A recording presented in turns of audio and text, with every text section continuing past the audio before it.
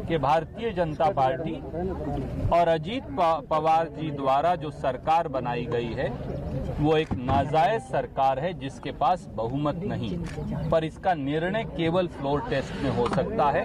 इसलिए ये दरख्वास्त हमने अदालत के समक्ष रखी है, जिस पर कोई निर्णय आना अभी बाकी है। कल जब सारा रिकॉर्ड आएगा तो अदालत उसका संज्ञान लेकर दोनों पक्षों की बहस सुनकर इस पर निर्णय करेगी। हमें ये उम्मीद है कि संविधान की परिपाटी को धूमिल किया है भाजपा और अजीत पवार जी ने, एक ऐसी सरकार बनाकर जिनके पास ना विधायक हैं और ना बहुमत। ये एक इलेजिटिमेट सरकार है, एक नाजायज सरकार है, और जिस दिन फ्लोर टेस्ट होगा विधानसभा का, ये साबित हो जाएगा कि भाजपा और अजीत पवार जी के पास बहुमत नहीं। अब मैं दरख्वास्त करूंगा महाराष्ट्र के पूर्व मुख्यमंत्री आदरणीय चौहान साहब को कि वो आपको अपनी बात करें। जी सर। सबसे पहले मैं उच्चतम न्यायालय का आभारी हूं कि आज इतवार के दिन उन्होंने हमारी पिटीशन को सुना। ये पिटीशन तीनों दलों ने, भारतीय राष्ट्रीय कांग्रेस, राष्ट्रवादी कांग्रेस और शिवसेना के द्वारा पेश किया गया था, और इस विषय का महत्व समझकर आज इतवार होते हुए भी आदरणीय उच्चतम न्यायालय ने हमारी बात सुनी।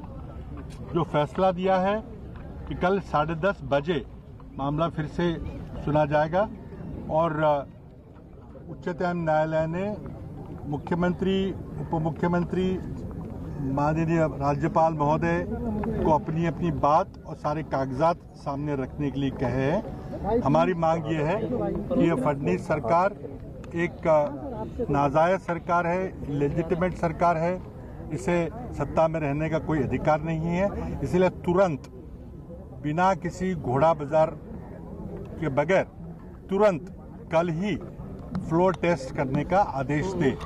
और मैं पूरी उम्मीद है कि हमारे पास जो संख्या है, हमने जो कागजात पेश किए हैं, उसके आधार पर माननीय उच्चतम न्यायालय कल हमारे पक्ष में फैसला देगी, महाराष्ट्र की जनता के पक्ष में फैसला देगी, क्योंकि एक नाजायज सरकार एक दिन भी सत्ता में रहने के लायक नहीं है। और इसका एक ही फैसला जो है, जो सुप्रीम कोर्ट का जो निर्णय है, इसका निर्णय फ्लोर टेस्ट के माध्यम से विधिमंडल विधानसभा के पटल पे ही इसका निर्णय होगा।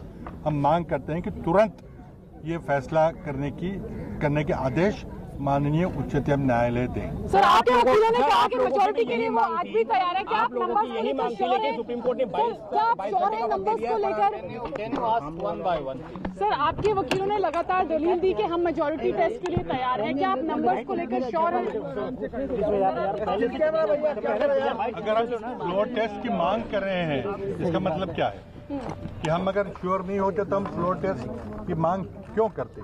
और जो लोग फ्लोर टेस्ट करने से कतरा रहे हैं, जो कोई टेक्निकल मुद्दे निकालकर समय मांग रहे हैं, एक वकील साहब ने 5 दिन का समय मांगा, किसी ने 4 दिन का समय मांगा। अगर सरकार के पास बहुमत है तो तुरंत फ्लोर टेस्ट से क्यों कतरा रही सरकार? कितना आंकड़ा है? अगर जिस दिन फ्लोर टेस्ट होगा, ये साबित हो जाएगा कि महाराष्ट्र के हक में बनाई हुई तीनों दलों की अलायंस के पास संपूर्ण बहुमत है, बल्कि संपूर्ण बहुमत से भी बहुत ज़्यादा अधिक विधायक हैं। और ये भी साबित हो जाएगा कि एक नाजायज सरकार का गठन रातों रात चोरी छुपे करने वाली भाजपा और अजीत पवार जी के पास न विधायक 22 और 23 तारीख की रात को थे, ना आज हैं, और ना जिस दिन फ्लोर टेस्ट होगा उस दिन।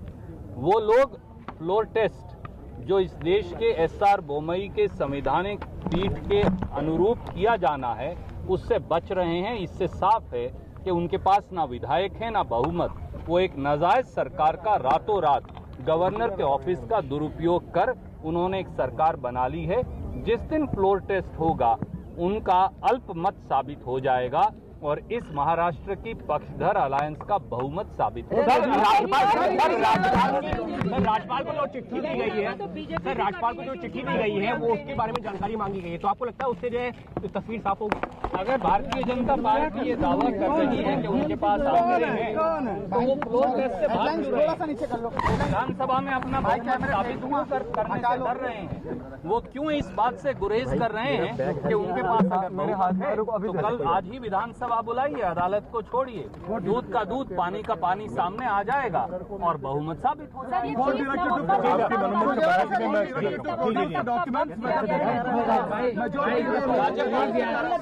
कोई बयान 20 नवंबर का नहीं आया।